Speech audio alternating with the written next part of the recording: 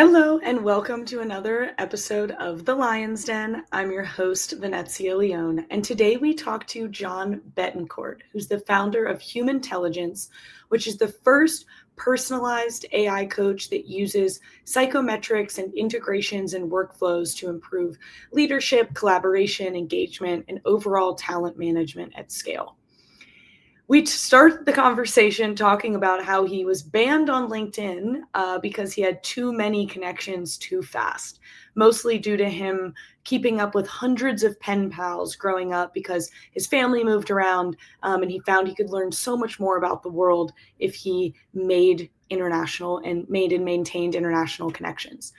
We talk about how building Humantelligence was different than his past career experiences, working at a different SaaS company, working at Puma, and being a headhunter for C-suite level positions.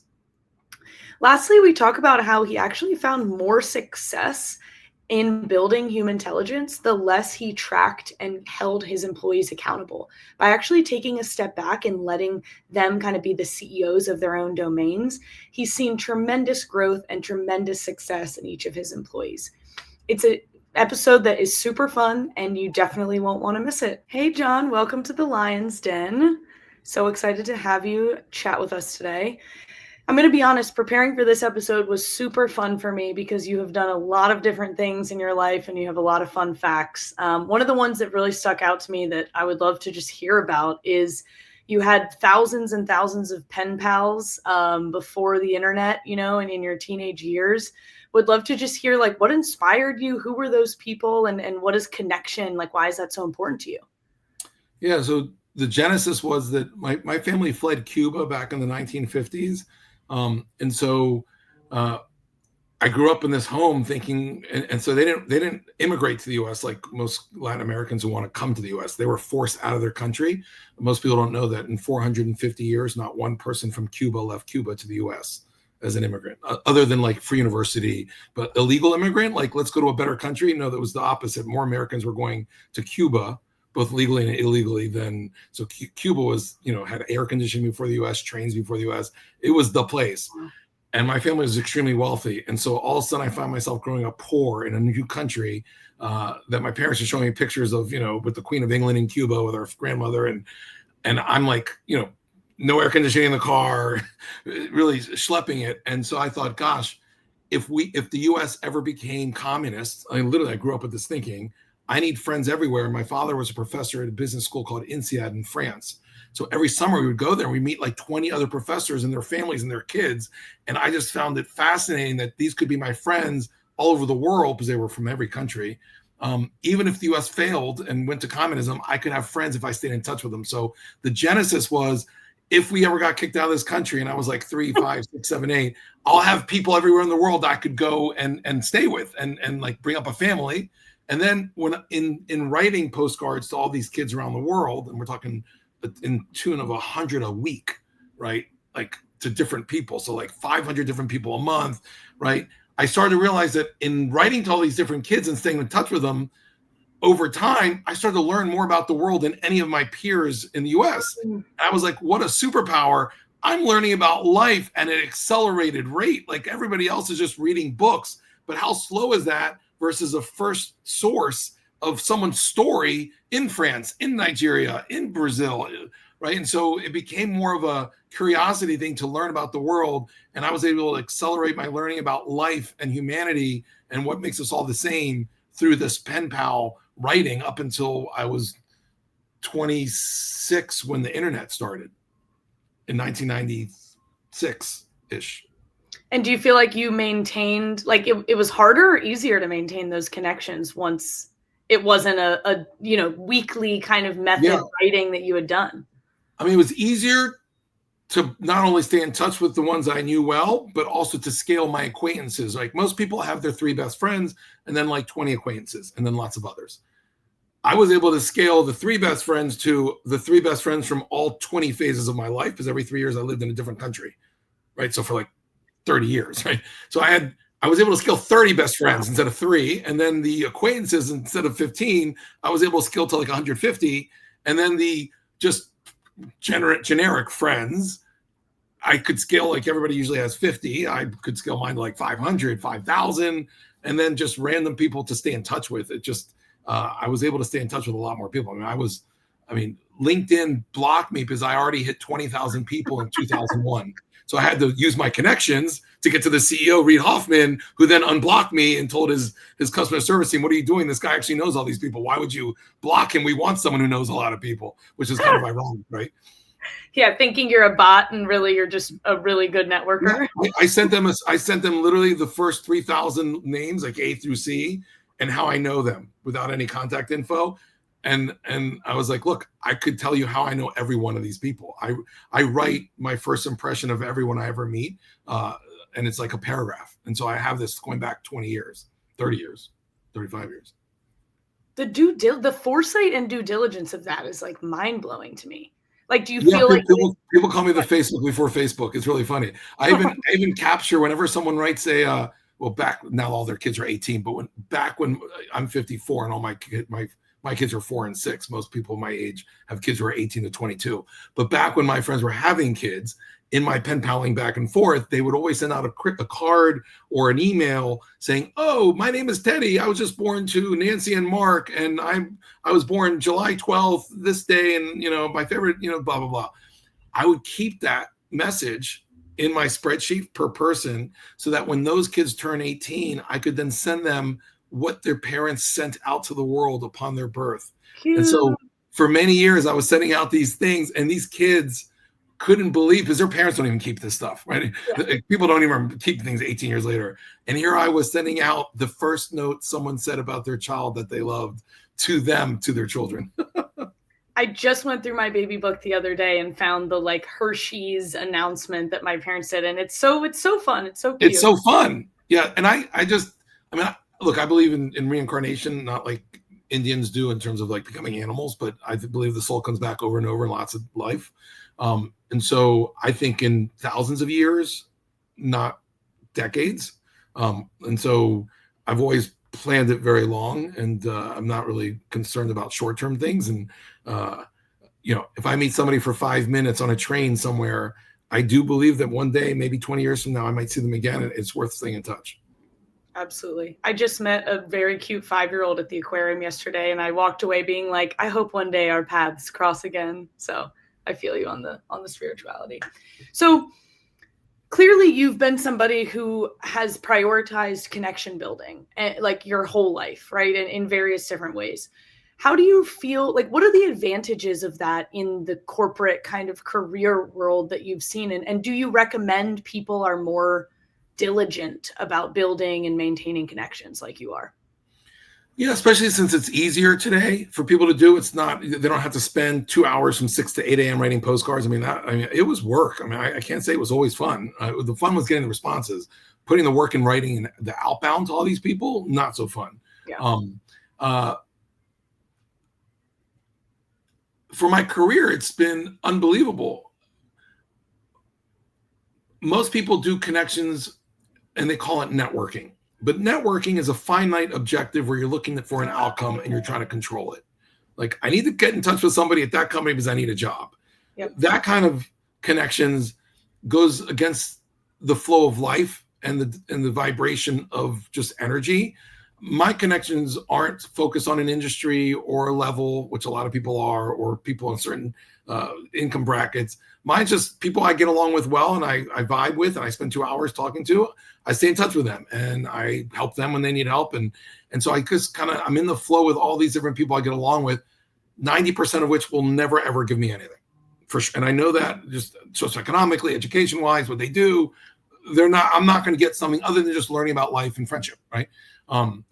However, there are 10%, and it's hard for me to identify them, eventually do end up helping me in some way with my career, whether it's mentorship, capital raising, ideas. I'm doing founder-led sales for my startup, right? And most of the large corporate deals that are $500,000 or bigger, like the 12 that we've done, are all because I knew somebody and I stayed in touch with that person. Like every single one of them. There's no way you're going to do an enterprise deal based just on the product or cold outbound.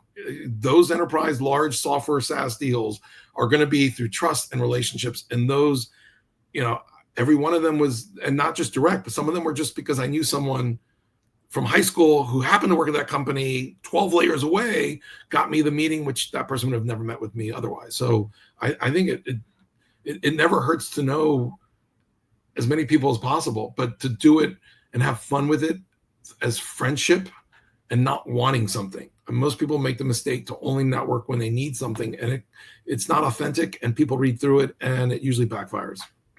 Yeah, I feel like I found that, or I've experienced that in a job search process, or I just finished my MBA in May. Like, everybody always says, try not to network just to network, because you get burnt out and you don't actually build meaningful connections. You don't remember people's names. Whereas if you just are open to the energy of the universe and the people, then that makes sense to me, that it would pay off in time, but that's not the main focus, and that's not your main focus. Correct. Yeah. Awesome. So you mentioned enterprise, sales, SaaS, etc. Would love to hear a little bit about like your founder story. So is Humantelligence your first software startup that you founded? My first and my last. No matter what the outcome will be. Even if I sell it for $1 billion, I'm not doing it again. Not doing it again. Okay, so why don't you tell everyone a little bit about Humantelligence, what it does, and then a little bit about your founder story with, with Humantelligence specifically. Yeah, so Humantelligence, at the end of the day, it's an extension of my childhood, my upbringing, my philosophy around connecting. I wanted to have people have the superpower of connection. I speak 5 languages. Not everybody has that. This tool helps with that, working cross-functionally, cross-culturally. I worked in large companies, small companies, mid-sized companies. I was highly educated, got all the investment in my leadership development. Not everybody gets that. This tool helps support that. So how someone connects as a collaborator, as a team member, as a leader to their subordinates and vice versa, how people engage. This tool is my life's work of all my learnings put into an AI coach that does it for everyone at scale and for a couple bucks per person per month. How I got into it, I worked 10, 15 years in large corporates, Procter & Gamble, Reebok, Puma, Siebel Systems, which was software, but still a scalable product that went from 8 million to 3 billion in 2 years, 100 employees to 12,000 employees in 1 year. And then I had a second career as a headhunter for the top 2 executive search firms in the world. They're like the Goldman Sachs / McKinsey's of search, which are Korn Ferry and Heidrick & Struggles. And after those 10, 15 years, I'm like, I got to go build something with all this experience. I did a lot of meditation, plant medicine, and in my journeys, I got the message to launch a company and bring to the world what I had always built for myself in a software product. And it really is the labor of love of my life, because we started with recruiting, using a psychometric tool for recruiting, did that for 3-4 years, got to 2.5 million, 20 employees, doing great. COVID hits, lost everything, down to 200,000. Nobody's going to spend money on a recruiting tool for at least a year because nobody knew what was going to happen and nobody was hiring. So I got rid of everybody except 3 developers, and then moved to a phase of, well, this great psychometric instrument. We have this 50-year test that we bought for like $2 million. It measures in 10 minutes what nobody else can do in an hour. So my ability to connect and understand a human being's behaviors, what motivates them, their work styles, reading people's astrological signs without even knowing it. That is not scalable, except now with this psychometric test, it was, and everyone could read each other that way. But then you had the problem of you needed a consultant or someone to interpret it because nobody wants to read and learn and think. And so we spent the next 4 years, 2001 to 2004, 1, 2, 3, 4. Yeah, those 4 years, trying to find a way of getting people to use the tool, like within a company. And there were 2 major breakthroughs that got us to where we are today, this Ask Aura AI coach. One was seeing Grammarly in 2002 go from 0 to being worth $10 billion. And all they did was take content from the dictionary and thesaurus, which everyone has on their shelf, a dictionary and thesaurus, but nobody in their right mind would ever open it up. We all know it's important, but it wasn't useful in a way that we could use it. Well, here comes Grammarly and puts it in your workflow seamlessly as a plugin. Now we're at $10 billion. So that I was like, okay, guys, team, let's build our psychometrics into workflows. We did that with Outlook, Slack, Zoom for distributed teams. That was, it was COVID still. So let's have everybody be able to pull this information on a Zoom meeting, a Cisco WebEx, a Microsoft Teams meeting, and rewrite emails for you based on psychology, and tell you tips on meetings. The problem was people started to read and understand. And so when I saw Ask Jeeves, when I saw ChatGPT, the reincarnation of Ask Jeeves 20 years later, greatest technology invention that failed, which was Ask Jeeves, because basically they were ChatGPT, just didn't have the tech to do it. The founder, became homeless and they think died on the streets. I mean, it's a really sad story. Greatest idea in history, and the guy's like homeless, right? It's all timing. So we saw that second innovation with ChatGPT, and we're like, oh my God, that's the interface. That's how people will consume all content. Forget e-libraries and downloading and reading stuff. Everything's going to be a coach, an AI bot. Call it a coach or an advisor. Like everyone's going to have one in their personal life. Everyone's going to have one in their career, professional life. So we were the first professional AI coach that's personalized based on psychology. So I could ask it things like, hey, how do I work better with Venezia? Why are we having conflict? I just became a manager of a Subway store of 12 employees. How do I manage and motivate this team? Give me a motivational speech for today. First day I meet them. And it's giving me things specific to that Subway store, not the next Subway store. It would be a completely different speech. How do I keep Javier motivated? He's 22, first job. I have 4 projects. I want to make sure he doesn't quit. Well, there's no boss or tool in the world that would answer the question, which of the 4 would motivate that person and why, other than Ask Aura. So that's what we created. We created this AI coach that helps with leadership, engagement, team collaboration, conflict resolution, career development, all the things that only the top 3% of executives get with a $30,000 coach. Yep. We now provide for all employees, democratizing it for all people for a couple bucks per person per month. It truly is the most transformational HR and talent management tool in history. Yeah. I mean, I can think of a million examples of times where I would use a tool like that in the workplace. I mean, anytime there's conflict, anytime there's questions. So that's awesome and super inspiring. When it comes to, so as you were kind of talking through all of that, the first thing that went in my mind is people don't want to be tracked. People don't want to be psychoanalyzed. People don't want their coworkers knowing personal information about them. Those were kind of the thoughts in my mind. Is that something that you guys kind of have to overcome that bias when you're implementing, or is there another barrier that you think is even bigger than that you would kind of talk through? It all depends on how it's rolled out, because some of those assumptions you mentioned are true if it's something's told, hey, we're going to track how you write and Big Brother watching you. You will never find someone who goes to these workshops where they take a personality test and get to know each other as a team that doesn't say, that was so fun. That was amazing. I really got to know myself. I got to know my teammates. So the model that's existed for 60 years, everyone does it, and it's voluntary, and people love these team building exercises.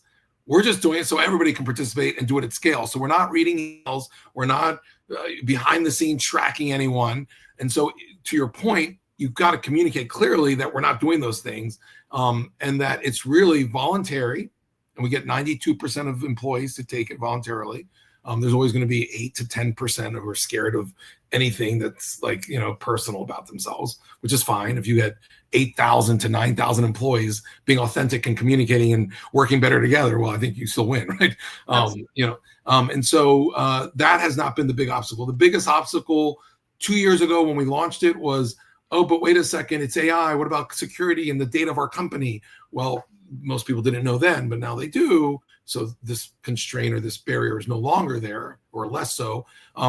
You can use an enterprise version that does not store to learn about the data, but also just sends back, and it's using the computing power of ChatGPT, sending back the packet of information we just sent to the cloud. So there's no data that gets kept for learning. So there's no security. So the personal data and scare that you brought up, the company data, those really aren't constraints right now selling. I think it's one constraint we are hearing a lot, maybe 1 in 3 is, well, AI is changing so much. If we buy your best of breed product, is there a chance that like something better comes along, right? Which that's like saying Uber came, it's so much better than taxis. Well, let me wait for the next thing past Uber. Well, yeah, Uber's going to keep improving. They do every 6 months. You see something, but there's that first big leap of innovation that Uber showed what's possible. Ours, every 3 weeks, 2 weeks, we have new features, really cool stuff, but it's going to be an AI coach, and it's going to look like and feel like ours. I think for enterprises, the biggest challenge for us is that these are risk-averse buyers, heads of HR and heads of talent management. They don't have big budgets and they want to go with safe. And safe usually at big companies is, let me buy from a Workday, an Oracle, a SuccessFactors, SAP. I've heard of those companies.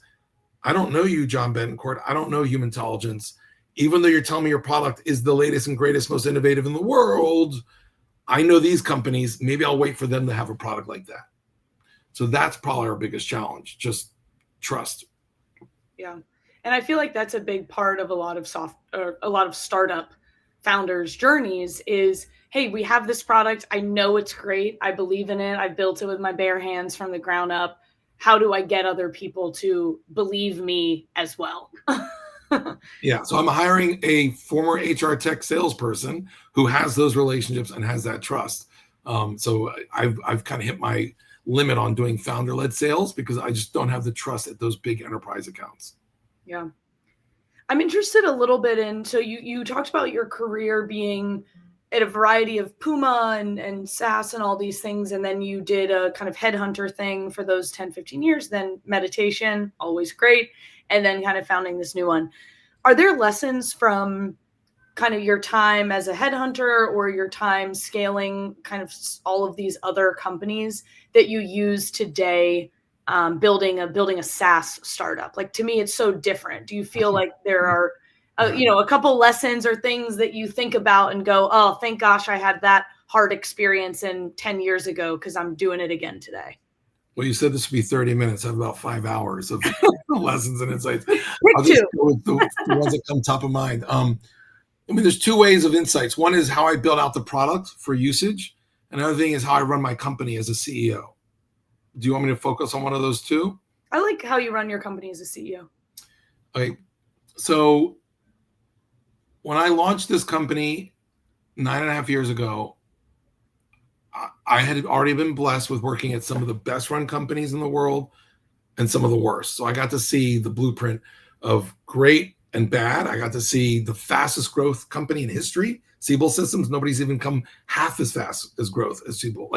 So I've seen fast growth. I've seen, and with high margins of 80% margins at Siebel, to Procter & Gamble with 3% margins, right? The higher the margin, the worse the management is, right? Look at financial services, look at consulting, look at software. The lower the margin, you can't lose employees. So you have to invest in them and keep them long-term. Now, all the consumer product companies, right? And so the Procter & Gamble's, the Unilevers, the Colgate-Palmolives, that's why they have great management programs, the Fords, right? Because you have very low margins, you can't lose your people, right? It costs too much. And so when I started my company, I thought, I'm going to create a Procter & Gamble. We're going to all do the one-page written memo, the way we're all going to learn their language, how to communicate, the same acronyms. I'm going to put P&G into my startup. Whoa, was I wrong? Because P&G hires from all the Ivy Leagues, all the top 20 schools, and has certain types of people that can all be high performer A+ players. It's rare to find a company with all A+ players, right? When you have a startup and you're not funded well, you're dealing with bad news bears. And you might have 1 or 2 A+, 1 or 2 Bs, and 3 to 5 Cs, and you got to get the most out of them. Mm-hmm. I struggled at the beginning of this company trying to hold people accountable to my expectation of what I wanted this company to be 20 years from now as a $1 billion company like Procter & Gamble. Because they always say you got to build for the future and build what you want it to be and don't wait till you get there because it'll never happen, which I still believe in that. But I was so demotivating as a leader to my team. I could see them literally stop thinking because I would just literally anything they presented, I would just butcher it like a Procter & Gamble person would. It was objective, and I was usually right on my butchering, but that didn't matter to them. I was destroying any self-confidence and any initiative at all. And so I went from the first 3-4 years where everyone was demoralized. There was no positive energy. People just thought I was a ball buster. I was getting maybe 20% out of each person, to finally one day saying, this is not working. I ended up having to do the job for everybody and read everything. So I was like, Juan, if you could get 200% of all these people, even at C+ level work, that's much better than getting 0 and D work, right? And so I kind of just put everything in everybody's hands, and one literally flipped the switch. It was like, even when I knew they were wrong, or even when I knew their idea was going to fail, I let them go do it. And in the last 6 years, it's unbelievable. These people have outperformed, amazed me, created a product that I could have never created. And the benefits of being just agile. And I was also a bottleneck. I was trying to read everything and get everything 99% accurate, like a Procter & Gamble.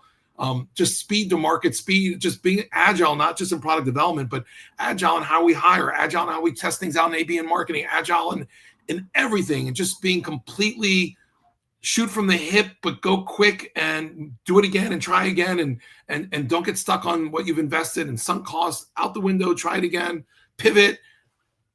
I'm a completely new leader. I threw out everything I knew from the large corporates. Wow. What an interesting, like the whole time you were saying that, I was thinking in my head about how so many CEOs and entrepreneurs that we talk to, or founders, have so little time to do things other than everything the business has, right? Like they're constantly at the middle of everything. Exactly what you're saying. Well, I have to make the sales calls. Well, I have to do the HR. Well, I have to manage the books. Well, I have to work on the product. Well, I have to do the marketing. And they frequently say like, well, how do I scale when I'm the person in charge of everything? And that's like a very frequent thing that we hear, the wheel and spoke, the hub and spoke model.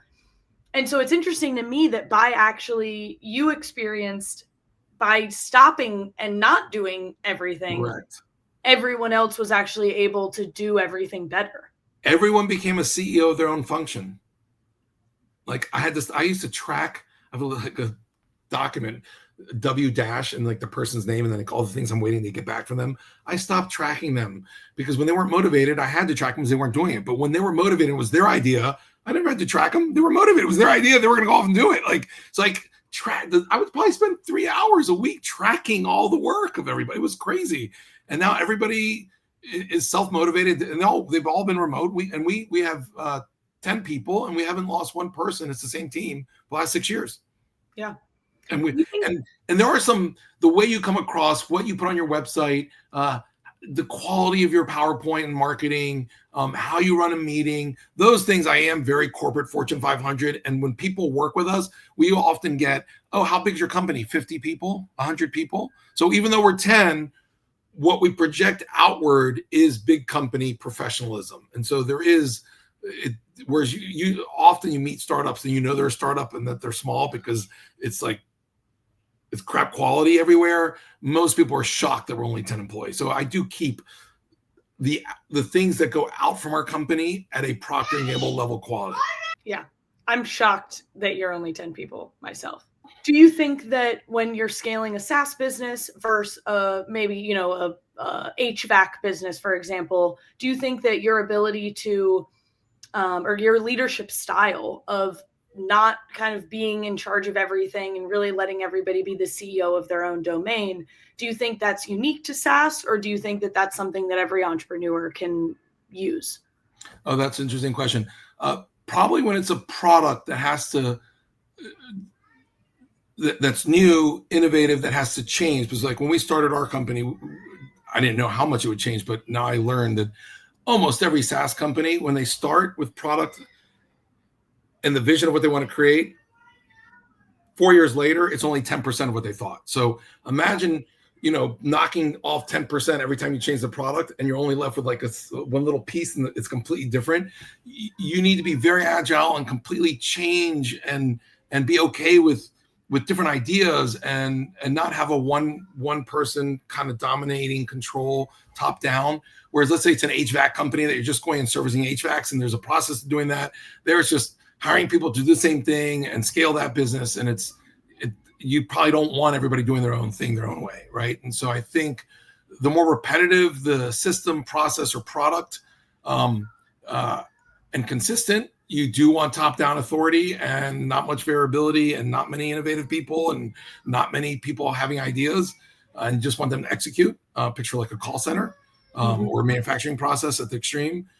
But for creating a product, a SaaS product, knowing that it's going to change every 6 months because the market changes, the needs change, and then AI comes along, You want everyone in your company and every aspect of the process and every touch point with the customer to be able to be nimble and think about how to do it differently now for that new moment. Yeah, absolutely. Speaking of AI, kind of my final question is just where do you see AI kind of impacting the world of HR and working together and collaboration and that, like when you think about 10 years from now in this space that you're in, what do you think is important to look out for or be excited for or anything like that in terms of, the age of AI in HR tech? AI impacting the future of work, which actually is already happening now, Of course. will make work the most fun, the most engaging, with the least friction than ever before. AI, our tool, Humantelligence Ask Score, already is the first tool that makes work more human. Imagine we all have friends, we all have relationships. Those who are married know what it's like when you can get to that point of operating better with someone, being able to come to where somebody's at. That just makes your life so much easier and so much more fulfilling.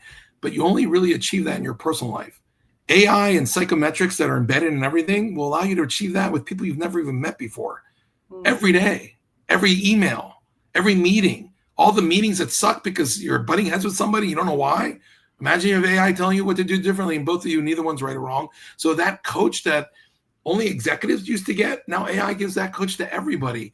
AI will help people find jobs where they're happiest and most engaged. Today, people join companies and industries, they have no idea.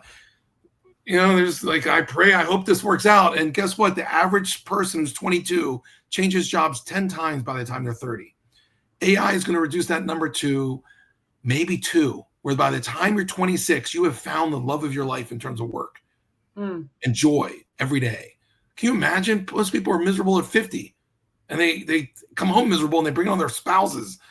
I mean, AI will match everyone to the job, the level, the company, the industry, the location. It'll be the best matching ever, where it's not just based on skills, but it's based on your psychology and putting all that together.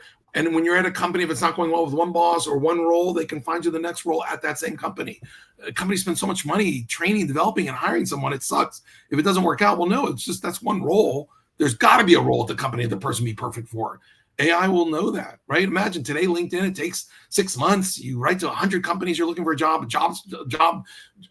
requisites. You apply to 100 of them. You never hear back from any of them, right? And the recruiters are searching for months because they have 1,000 applicants. Well, with AI, you go on, you look for a job, and the next morning you have an interview, and that's the job for you. And recruiters are interviewing 7 people and looking at 10 resumes, not 10,000. And everybody gets responded to, and why it's not a good fit instantly. It will transform work in such a powerful, positive way. Now, this whole thing of certain jobs will be replaced, that's a whole nother can of worms. Yeah. And people will be displaced, right? But AI will not replace anybody. AI will make people who use AI in any role replace the people who don't use AI. So a marketer who doesn't use AI is going to get replaced by a marketer who does, right? And, same with a salesperson who uses AI versus a salesperson who does not. So I think AI is really like the calculator or the internet or, an athlete in football using pads versus somebody who doesn't use pads. It's just another tool that's just going to make everyone better in what they do. And, will 7 to 10% of the country get displaced? Yeah. I mean, look what internet e-commerce did to retail. How many stores closed? Was it the end of the world that stores closed? Well, I think people, if a choice of having to drive to a store and spend 6 hours to find a sweater has become 6 minutes, and you have the entire universe of sweaters at your disposal, and you can get one delivered at your door in the next 6 hours. Well, who cares if 7% of people have to go find a new skill and do a new job? I don't hear anyone complaining that the internet and e-commerce ruined the world. There's no difference with AI. It'll be the same. Yeah, absolutely. It's really, when you were just talking about that, I thought about how personalization will actually be enabled by AI. Like everything you were describing of which jobs and which roles and which companies and all of that, it's really about the personalization of your experience as a human in the job force and in the job search process and all of these things. And it's funny because it feels almost ironic that the machine is gonna enable us to find more happiness and find more personalization. And I love that hypothesis and that focus. So that's awesome. Yeah. But yeah. What is this? The concept of singularity, where like, consciousness will be meld one with machines, and you'll be able to upload your consciousness. Like, in 20, 50, 100 years, I think that will happen. And people are just terrified. Like, I don't know. Maybe it's because I believe I come back over and over and over, and I have a blind belief and faith that God created a system where it's just constant evolution, and it's now evolving at scales and speeds that we've never seen before. Like, the last 10 years and the next 10 years, there's been more evolution than the last 2000 in terms of like what we're able to achieve as humans, what every person's able to do. Like no one in their right mind today would rather go back and be a king or queen in the 1600s or 1700s, because the lifestyle of a middle-class person anywhere in the world is better than a king or queen from the 1700s. Like, that's insane. Yeah. And AI is just going to accelerate that even more. Like, those crazy charts you see where like from 0 year all the way up to 1900, like nothing, and then all of a sudden it just like shoots up in whatever metric, like once we turn to the 20th century. It's crazy. But I don't know, I'm just very positive about it all. I think positivity is a good thing. Also, because you hear too many people complaining about this or that. It's such a horrible time. I'm like, you couldn't pay me any amount of money to go back any decade to the past. I mean, you compare poverty, racism, discrimination, like any of that to where we are today. Like, I mean, everything's like an A+ compared to the past. Like, I mean, granted, we're compared to idealism and perfection, we have a long way to go. Right. But compared to the past, we are making huge strides in every direction for every group of people on this planet. And that's a fact. Like all the data shows it. Yeah. And AI will only continue to enhance that. Well, John, it was lovely to have you on the Lion's Den. Really enjoyed hearing about your experience and, where Humantelligence is today. And just discussing the world with you. So really appreciate it. I know our listeners will enjoy it. And thanks so much. Thank you. Cheers, Venezia. Cheers.